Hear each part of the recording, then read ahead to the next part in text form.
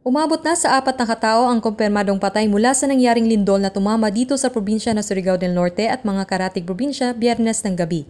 Ayon sa report ng Caraga Regional Disaster Risk Reduction and Management Council, ang lindol na umabot sa 6.7 magnitude ay tumama sa mahilagang kanluran ng Surigao City. Ayon sa report ng PHIVOX, umabot sa intensity 6 ang naranasan ng mga Surigao noon bandang alas 10 ng gabi. Agad namang lumikas sa mas mataas na lugar ang karamihan ng mga residente sa kaba na may mangyayaring tsunami matapos ang malakas na lindol. Base sa report ng Surigao City DRRMC, nakilala ang 4 na nasawi na sina Robert Iludu Jr., 39 years old, JM Ariar, 4 years old, Lito Wilson na nasa 22 to 28 years old, at Lorenzo Diginio, 86 years old.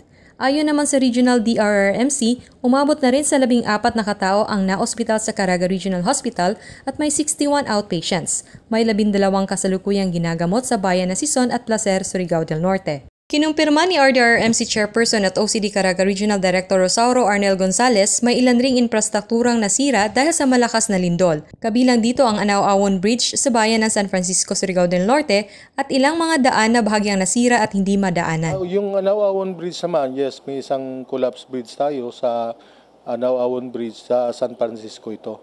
Ito yung na-report kagabi, ito yung nag-collapse kagad. Mayroon ding mga bahay at pader na gumuho sa bayan ng Sison, Surigao del Norte. May mga damages naman sa mga kabahayan na naitala sa bayan ng Mainit, Surigao del Norte, maging sa mga daanan nito.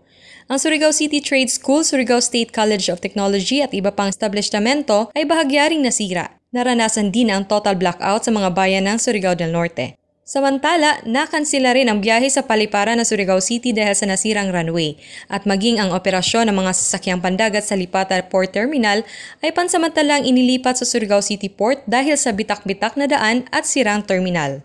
Para sa PTV News, kasama si Susil Ragas, Jennifer Gaetano ng PIA Caraga.